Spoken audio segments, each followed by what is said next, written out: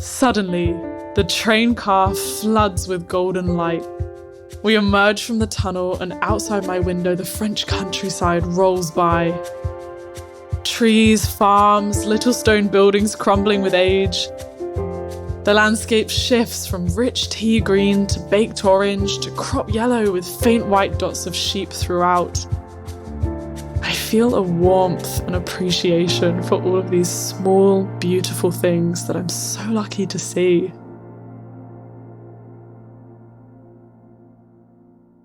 When we're young, we're encouraged to dream big and aim high.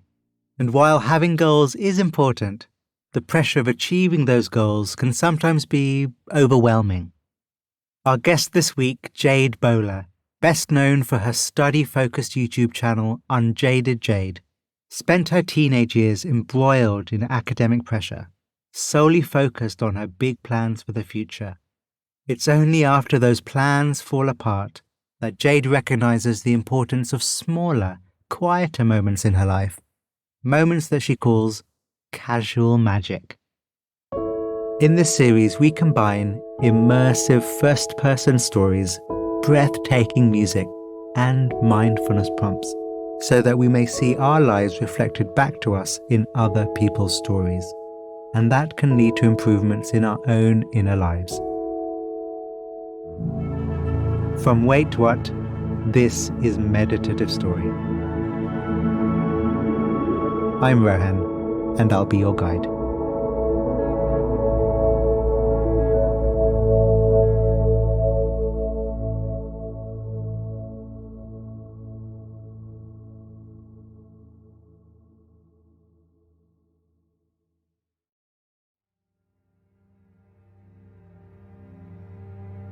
The body relaxed. The body breathing. Your senses open. Your mind open.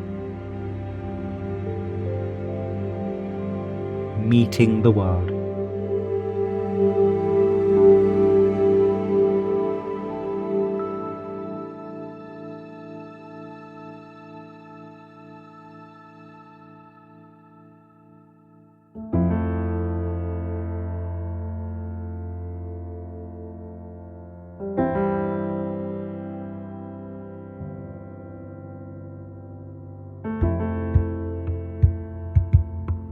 The bus slows to a stop.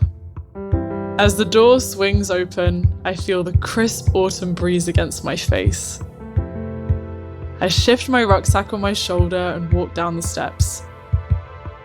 I'm 16 and on my way home from school. 2 other girls get off at the same time as me, but they live in the other direction. With a casual smile and a wave goodbye, I begin my solitary walk home. The streets of my small town are lined with trees. I pause and notice the light dapple through the foliage. I love this time. It's a quiet moment to breathe and reflect on my day.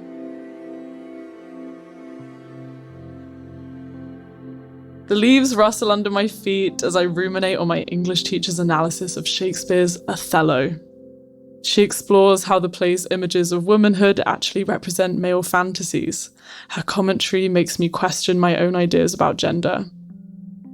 Most of the other kids at school wouldn't call this type of analysis relaxing.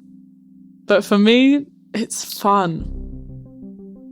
I'm a bit of a nerd. I constantly raise my hand in class. I love reading. I just love the feeling of learning more about the world, widening my perspective and discovering new possibilities. I'm not popular, but I have a really great group of friends. We gather at lunch, share food, discuss the drama from class that day. Little moments throughout the day at school just delight me. Even the silence midway through taking an exam where the world quietens and all I can hear is the scribbling of pens on paper.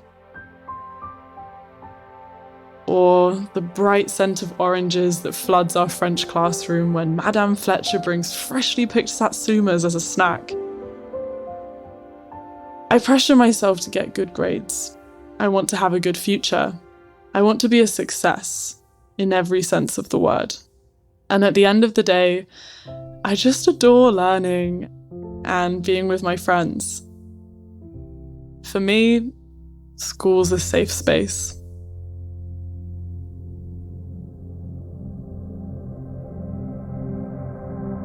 I push open the front door of our house and feel the energy of my world shift. I hear crying.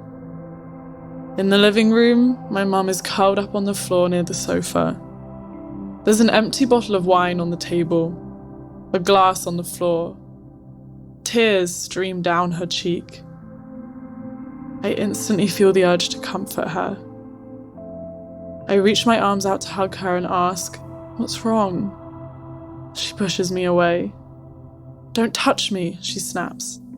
"I don't want you here. Leave me alone." This isn't the first time something like this has happened. Why does she act this way? I'm so confused. I take a step back. Mum continues to sob.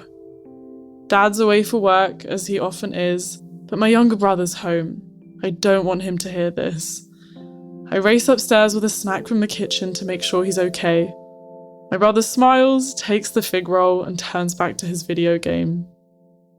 That's my cue to quietly make myself a cup of tea, escape to my bedroom, and close the door. I unpack my notebook and try to forget about the scene downstairs. I don't know what's happening with Mum. I'm not old enough to understand her struggles with alcohol and depression. Right now, I just feel sad. I feel scared. And I feel angry. This is why I don't like having friends come around to the house. I hide this part of my life. Alone feels safe. I exhale.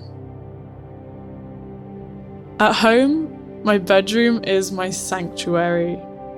The sunlight streams in through the curtains and dances along my L-shaped desk. My bookshelves burst with books, many of them about young female protagonists overcoming hardship and changing their worlds. On my wardrobe, I've pasted drawings of my favourite characters and bits of fan fiction I've written.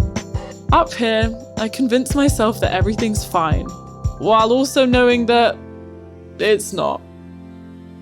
I escape into the elaborate worlds of my favourite books, lose myself in my pile of notes from class, and look out at my window at the leaves swaying in the breeze.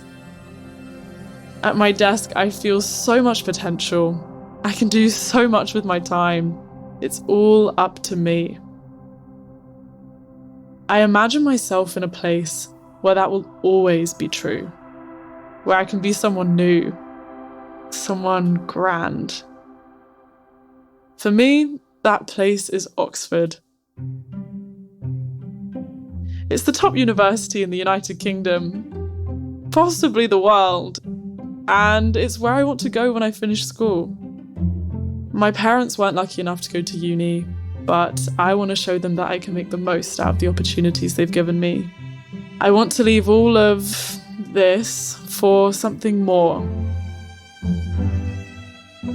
And I also want to make my parents proud. I know people at Oxford will care about learning as much as I do, that I'll have the opportunity to blaze a new path, maybe write a book or start my own business. I have so many things I want to do in my life. Oxford is just the first step. I reach for my tea. The cup warms my hands. I raise it to my face, inhaling slowly. Peppermint and licorice, my favourite. It feels like a hug. The fresh and earthy scent tingles the tip of my nose. For a second, I forget everything else. I lose myself in the joy of this very simple moment. The warmth of the tea courses through my body. I feel grounded. I take a seat at my desk, pull out a textbook, and get to work.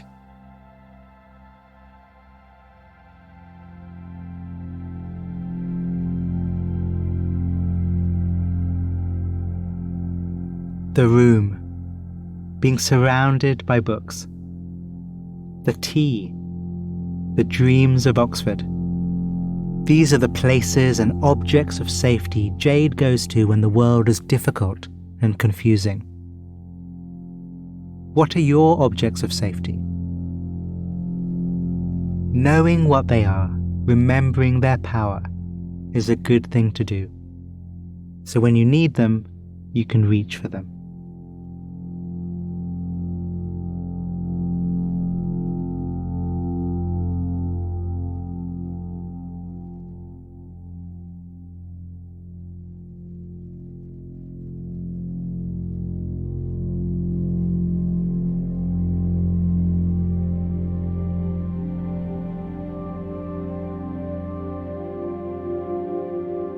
I leap up the steps of our house 2 at a time.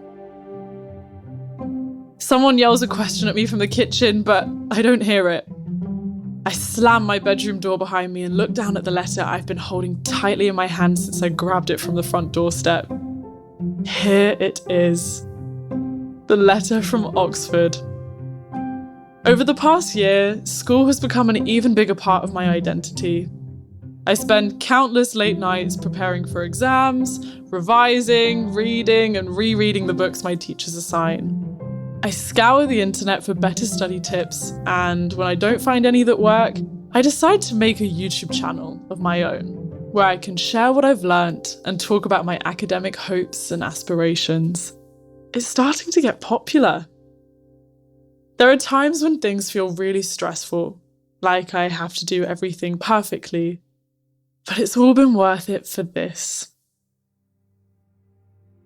I unfold the paper and my eyes start frantically scanning. I've pictured seeing the word accepted so many times and it's not here. I see the phrase, many qualified applicants. My chest feels like it's collapsing. I didn't get in. Now the room is falling in on me. My plans, the path I had imagined for myself, all gone in a second. It took so much effort just to imagine myself at Oxford, to imagine that I might be worthy of that level of institution. This was my chance to flee the nest, escape the troubles at home, and redefine myself somewhere totally new. This was supposed to be the beginning, and now it's the end. I'm left feeling, am I even clever? I grip the letter in my hand and walk down the hall to my brother's room. He can see in my face that something's wrong. He puts down his video game controller. I hand him the letter and he reads it. Oh, he says, that sucks. It's such an underwhelming reaction that I almost laugh. And then I start to cry. He sits with me like that for a while. Neither of us knows what to say. I cry and I cry. It's all I can think to do.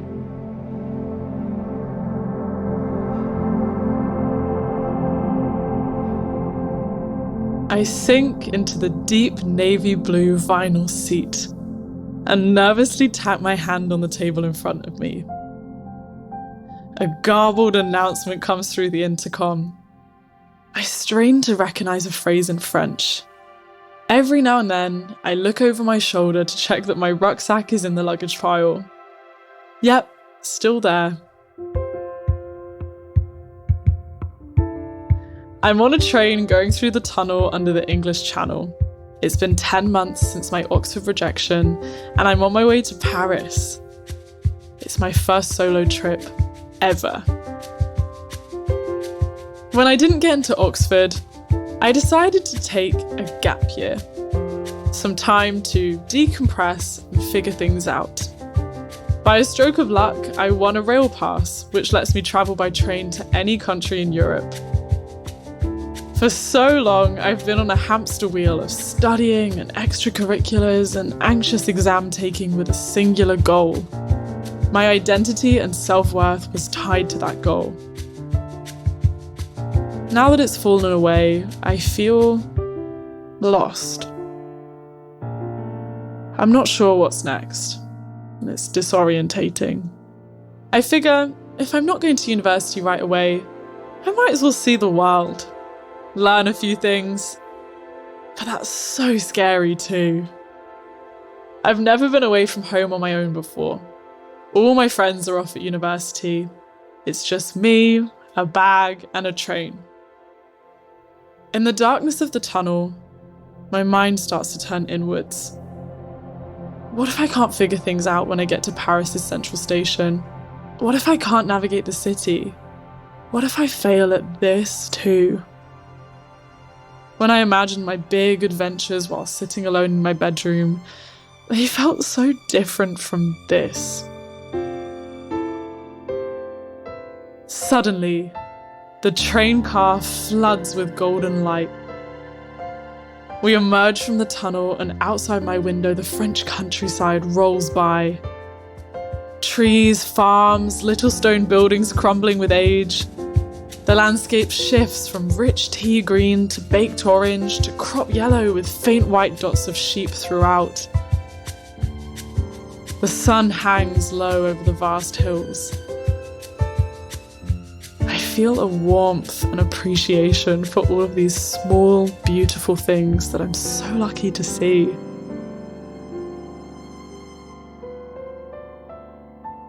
I turn my attention to the tray in front of me, my steaming cup of the peppermint and licorice tea I brought from home, my favourite. A couple walks by speaking French to one another. Beautiful. I take my journal out of my bag and write down a few of the things I see. I flip back through the pages and see countless similar lists, some written at home in my room, some at school, some on the bus. I've always found joy in these little everyday things, these moments that are imbued with a casual magic. Glancing at the pages, I see how writing them down has put me in a mindset to look for them in my daily life. My fear and uncertainty start to melt away. So I don't know exactly what my life will look like in a year. I'm still me. I'm still Jade. I gaze out the train window for hours, taking the time to appreciate every beautiful thing I see. I feel deeply grateful for where I am, for the possibilities in my future, and also for what's right here.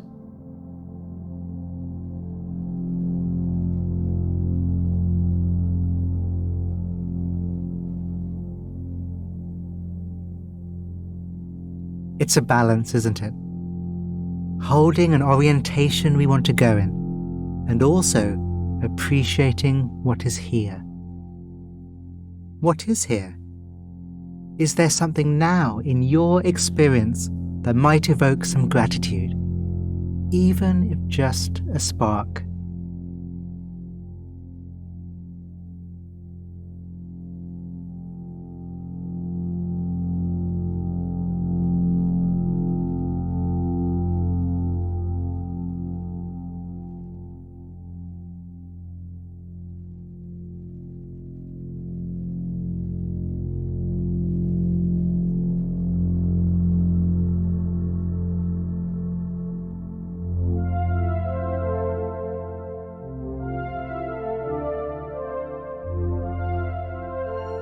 The streets of Seoul are hectic.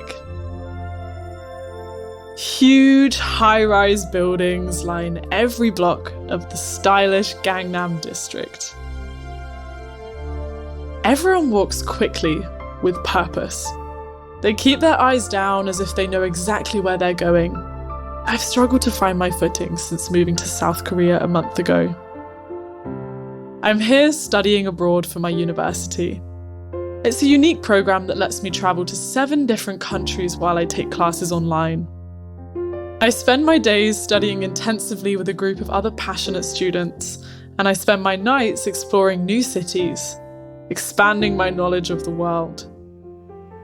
It's the grand adventure I always dreamed about in my bedroom. And it's also overwhelming. My first 2 weeks in Seoul were spent in quarantine, in a colourless room with bars on the windows. After emerging into the city, I was hit by a wave of culture shock. Everyone is so fashionable and well-dressed. I stand out like a sore thumb. People shush me on the bus for talking too loud. I even get confused by the traffic lights. My failure to adapt quickly makes me anxious and lonely and homesick. One day, I visit my friend Uyeza and tell her, I'm feeling really sad today. I don't really know what else to say. I just don't want to be alone right now. She says, would you like to go for a walk and just exist in companionable silence? Companionable silence. It's a unique part of the culture in Seoul that intrigues me. You don't have to fill the space between two humans with gossip or giggles or words at all. You can just coexist, side by side, enjoying one another's company in silence. At this moment, it's exactly what I need. So that's what we do. We go for a walk, arm in arm, and we just silently exist next to each other. We pass by a brightly lit corner shop, bursting with cute packaged snacks. We head over a bridge spanning the Han River and watch the sunlight twinkle on the water. Sunsets in Seoul are amazing, full of vibrant colours. I take a moment to admire the cherry blossom trees, with their first buds peeking out, awaiting the coming spring. Without the distraction of conversation or worries about school or what the future holds, I find myself embracing the smaller things in life. I'm intentional about doing this now. I feel comfortable and myself again. For years, I thought my life's worth depended on how many big accomplishments I had, on which school I got into, how much money I made, or how far I could get from my troubles at home. But now I know that life isn't about big things, because 99% of life is small. It's everyday. It's boring. It's a cup of tea or a walk through the leaves. It's a quiet laugh with a friend or a video call with my mum. She's been sober now for 4 years and I'm so incredibly proud of her. In spite of all her struggles, she's remained one of the strongest, most vulnerable women I've ever met.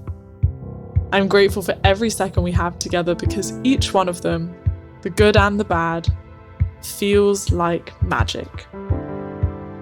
Having goals and a purpose are still important to me, but they're not everything. I know I feel best when I turn my attention back to where I am right now, to these little everyday things. I don't need to be in a particular place or with particular people. I know I can always find beauty in the mundane.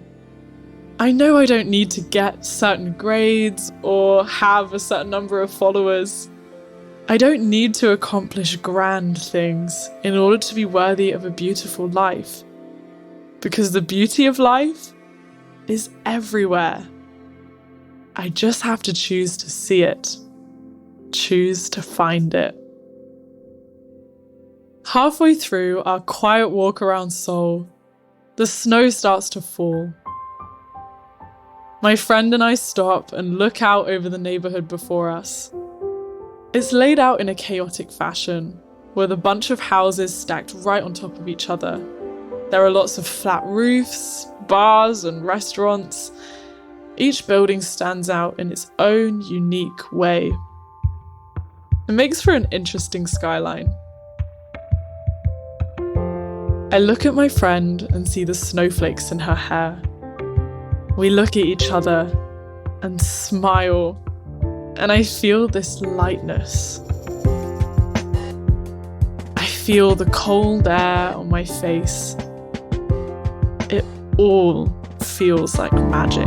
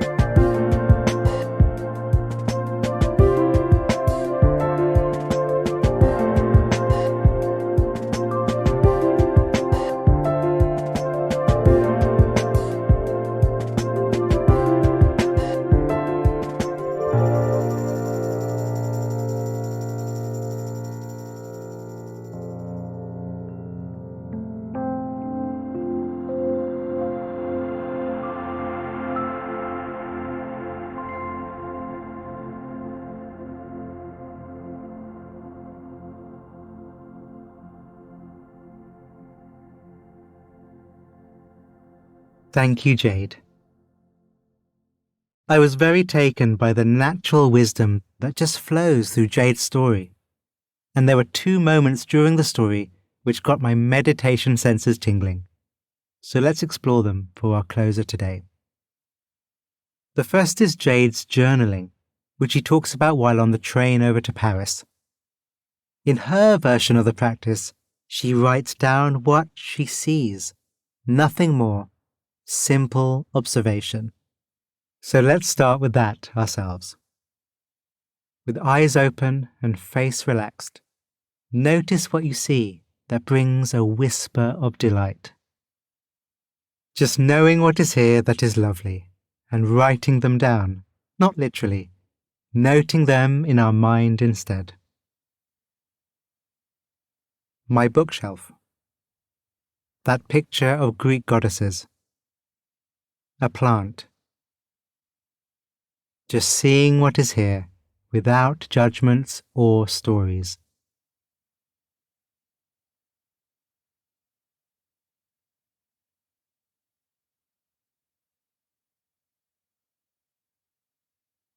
Now let's switch senses to listening. What is here to be heard? Again, just knowing it, giving it a name or label, and noting it with our awareness.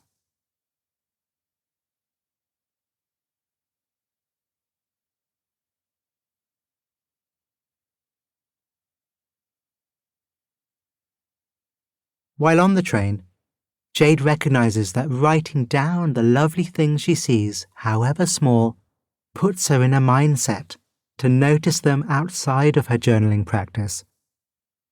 So may that also be true for us. By practicing being aware of the lovely in our experience on purpose, we'll start to do it more organically in our life too, and therefore have just that little bit more joy in our days. So with that in mind, let's turn to the body sense, the physical sensations that are here in our experience. Letting your awareness percolate through the body, write down or note the feelings and sensations which feel a bit lovely. In technical meditation language, we call these sensations with a pleasant feeling tone. And it can be quiet. So with the breath gentle and the attention soft, take a look at what is here in the body.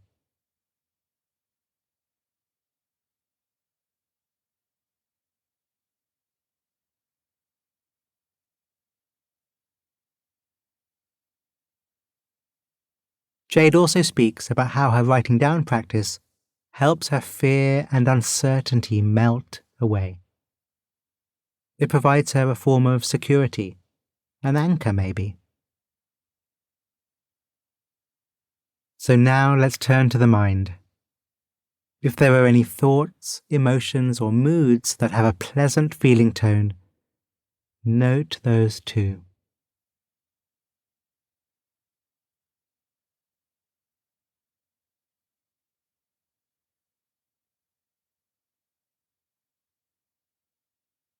The second practice that stood out to me from Jade's story, I love it so much. It's the companionable silence that she's introduced to by her friend in Korea. In Jade's version, Uyeza and her walk together, exploring the city arm in arm without the pressure of conversation. In our version, let's just be together. Me, you. The massive amount of people who will do this meditation with us this week. Being together in companionable silence. You here for me here for you.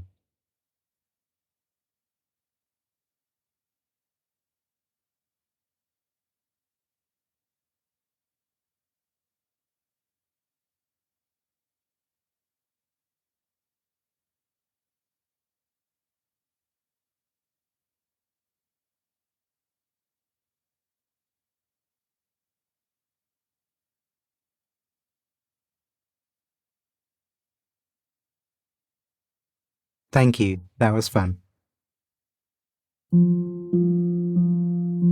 And of course, thank you, Jade. May all be well.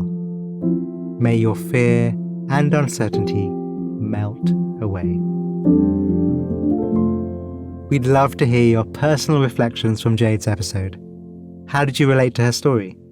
You can find us on all your social media platforms through our handle @Meditative Story. Or you can email us at hello@meditativestory.com. Meditative Story is a WaitWhat original. Our executive producers are Darren Triff, June Cohen, and Rebecca Grierson. Jay Punjabi is our supervising producer. The series is produced by Dorothy Abrams. Original music and sound design by Ryan Holladay. Our script writers are Hannah Brencher, Marie McCoy-Thompson, Dan Nealon, and Florence Williams. Mixing and mastering by Brian Pugh. Special thanks to Emily McManus, Anna Pizzino, Sarah Tartar, Kelsey Capitano, Tim Cronin, Sami Oputa, Leah Sarametis, Colin Howarth, Chineme Ezequena, Charlie Menezes, Alfonso Bravo, Brad Whirl, and Adam Heiner. And I'm Rohan Gunatillake, creator of the Buddhify meditation app and your host. Visit meditativestory.com to find the transcript for this episode.